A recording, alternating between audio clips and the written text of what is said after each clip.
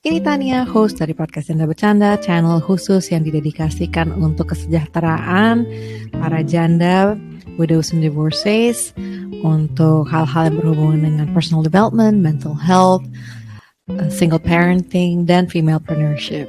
Kali ini kita kedatangan tamu, teman lamanya Tania. Waktu saya masih wartawan zaman dulu, masih belia. Dan dia juga masih belia. Kita sekarang sudah belia plus sedikit. Dia adalah seorang wartawan berkaliber internasional.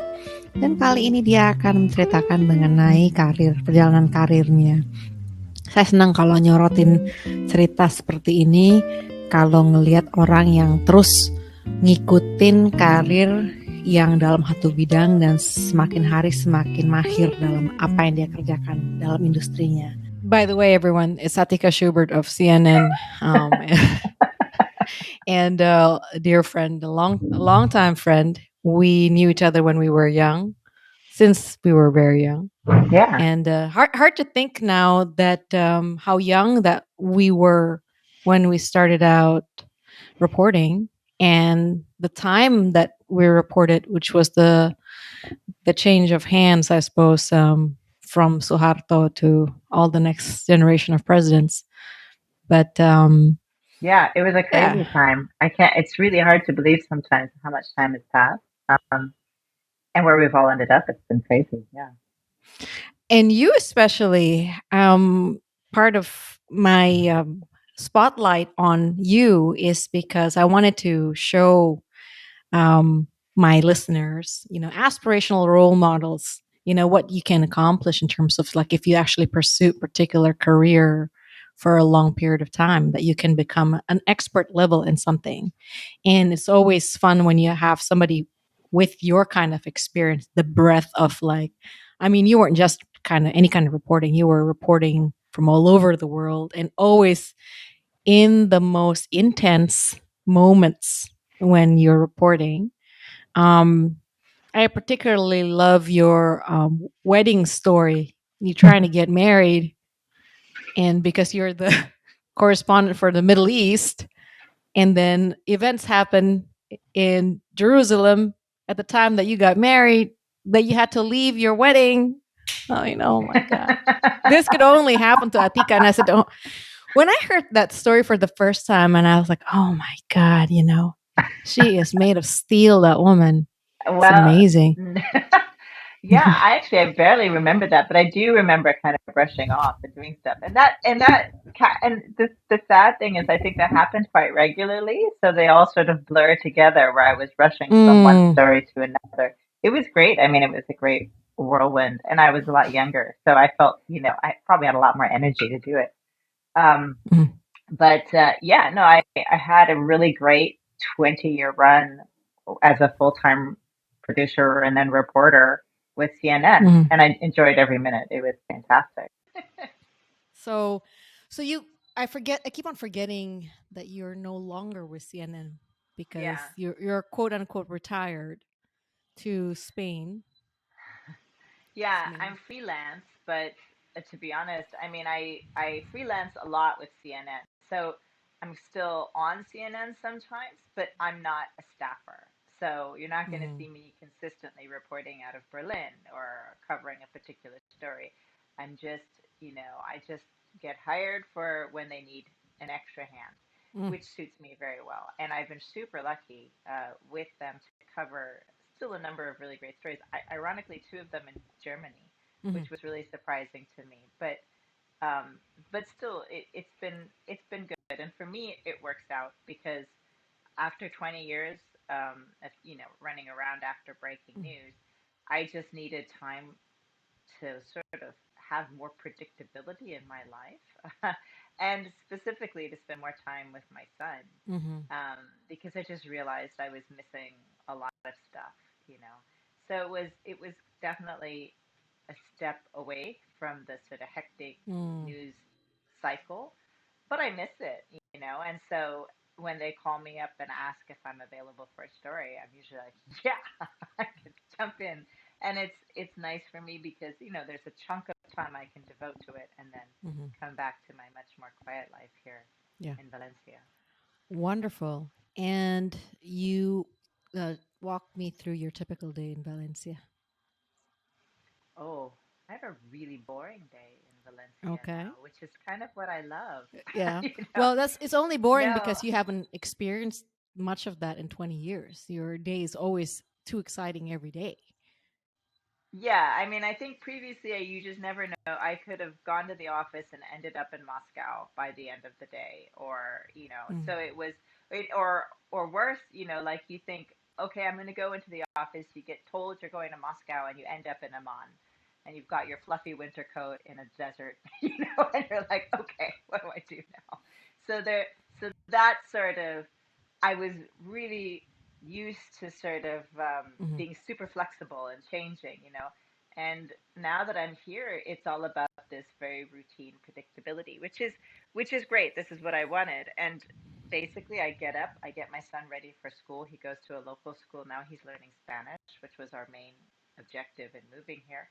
Um, and then once he's off, I write. And the other objective of me moving to Spain was to work on my fiction writing and to sort of learn how to do creative writing. I've done a lot of writing of newspaper articles, of, Mm. under hard deadlines, Right. scripts, but creative writing is a really different kind of thing. So it takes a lot of time and space. So I block out the Mm. morning just for writing. And then by the time the afternoon rolls around, my son is back from school, and I'm either doing stuff with that or doing a lot of admin. I'm just tons of like little administrative things that need Hmm. to be done. And my husband is also here, of course, so sometimes he's got music or gigs or Right. something like that, so I'm dealing with that Say stuff hi to as him. well. But it's really kind of very routine. Sorry, Say go hi to what? him. I will. Um, that's why I waved because I thought he was in the room. But that sounds wonderful. No, it is. It's great. I'm really really enjoying the time and space to write and think Hmm. creatively. Not everything is brilliant. I'd say most of it isn't, and I'm getting a ton of rejection letters from various publishing magazines and literary magazines. But that's Right. okay. For me, that's part of the process. And the way I think about it is, if my first career was Hmm. being a journalist, largely with CNN, then my second career hopefully is building up to being a writer. Fantastic. Well, you'll get the right publicist, like publication, like that would be just the right fit. Is we call that jodoh, right? Like I mean, yeah.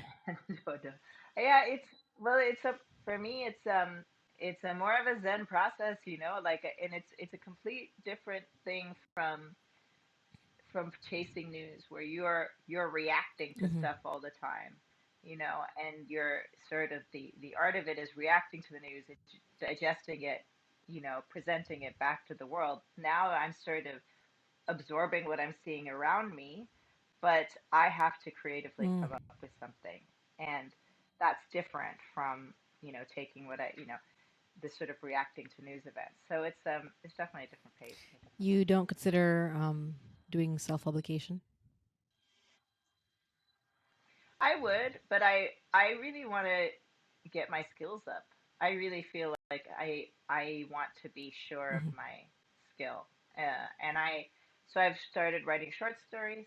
So I write short stories. I publish short stories, and I'm going to start working on a bigger project now, a longer form, kind of Mm. novella sized, and see how that goes. But I'm not. People have asked me like, "Oh, are you going to write about your time at CNN? Are you going to write about your reporter? A story?" But I don't actually have that plan. I don't have a good thriller to write or a good insider account of the media industry. And maybe that'll come to me later, but it's just not where I'm at now. Right now, I'm sort of focused on small pieces that kind of are taken either just from my imagination or my childhood or things I've seen. It's Mm. very eclectic at the moment. I completely missed what I thought people were wanting you to write about CNN. I thought they were trying to like more like of a memoir of your experience as a journalist and as a bureau chief in different places. But they really want gossip of what it was like to be within the CNN system, which I hadn't even thought about that as content as material. But I suppose there could be gossip in CNN. It's not all Og by Anderson. I think it's a bit of yeah, I think it's a bit of both. I think people often think that you're going to mm, leave journalism to write memoirs, which people have done, and they've written terrific memoirs, or that you're right because CNN has become such a big name. People are very curious about how it works, but really it works just like any other news organization, you know. So I think there's a lot of curiosity about that, and mhm, because I've covered some big stories, people tend to think that maybe there's some really right, untold story behind the big stories, you know. And yeah, there are lots of great little details, but you know, most of the things that were in those big stories right, I right. reported, they're already Hmm. out there. Um, but having said that, you know, obviously everything that I experienced on those stories, including things like the tsunami, the Southeast Asian tsunami, you know, those those memories stay with me, and there are things that I didn't report on that just kind of Mm, cling to me and that I use I in see. my writing, you know. But that's not the same as Mm, writing a okay. memoir. If that makes any sense. Right. And in some ways, probably to write a memoir, you're probably only halfway in terms of like the breadth of your experiences. Right. I mean, like 20 years is sort of like halfway of like what could potentially be your life story, And right now, you almost yeah. I just can't write a memoir. Well, I just feel very strange come talk to about me in 20 writing it. years, I and don't know. so we'll see. Mhm. We'll see about that. Because by that time, you will have published two books or three books in, and then that will kind of have a little bit more of an arc of like from those clipping days, newspaper clipping days, all the way to your Nobel Peace Prize winning. I'm so excited for your fiction book. And how can we get access to your work or to your writing, your other writing, your short stories? Well, it's still all very experimental, Mhm, but I have I self-publish on Medium with my writers group here in Valencia. So I have a group mhm, of fellow writers, and we put out mm, our kind of our laboratory for okay. stuff on Medium. It's called Blue Sea Writers.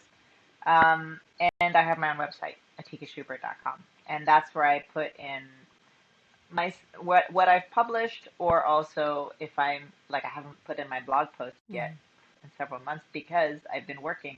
So I'll usually put in something about the stories that I've covered. And the last month, um, mhm, in August, actually was a really hectic week for journalism for me for working. Let's say. mm. You and flood stories. Yeah, me and Fletcher. Yeah, me and disasters. That's I remember somebody once at the CNN saying, "Let's put a take on it." I mean, there's people crying, they're depressed. I'm sure we want to take on it, and I thought, yeah, that's Oh me. my lord! Make people cry, but put me on. And you put Yeah, I like, never got the can funny can I have your stories. opinion, please? Oh my! Did you just lose your home? Like, put this book. you know, I'm I'm awful, and I was always envious of the reporters that they were so good at making getting these funny little things, and I'm like, man, I do not have that talent. I'm just staring catastrophes and disasters. Well, maybe they're doing So TikToks now, those guys, and so that's okay. You're maybe, spared. yeah. All right, so atikashubert.com and Blue Sea. What was that again? Blue Sea Blue Sea. Writers. That's the writing group I'm with in Okay. Valencia, and they publish on How Medium. cool is that, everybody? That was Atika Shubert, and reporter extraordinaire, right? World journalist. That's very kind No, of it's you. true. It's true. Not everybody can say that, and I love having this chat with you. And I have to apologize, maaf sekali. Uh, saya sudah lupa semua Bohong. bahasa itu. Nggak boleh kayak gitu. No, it's not wrong. It Nanti it lain really kali ya is kita true. di-interview, kita So wawancara. Atika ngomong bahasa Indonesia nggak boleh. Pokoknya ntar gue ngomong yeah, pakai bahasa Indonesia semua pertanyaannya. Lah tuh udah yeah, panik. mungkin satu tahun lagi supaya saya bisa, I can sit here and I can practice. I can be like, okay, apa itu katanya? All right. Well, we could. I mean, we're journalists. We could talk all day. We Right? really could. We really could. I mean, We could talk all day. This nobody is has to true, but pay we'd us, and probably bore we could everyone really else. just talk all day. But I really got to let her write, everybody, and we got to let her go. All right, all right. Love. Yeah, I should. Bye, I darling. should. Have a good Okay. night. A good It was day. great talking to Bye. you. Hey, have you subscribed yet? If you haven't, please do. Don't forget to hit the notification bell and share it with the ones you love. All right. See you in the next episode.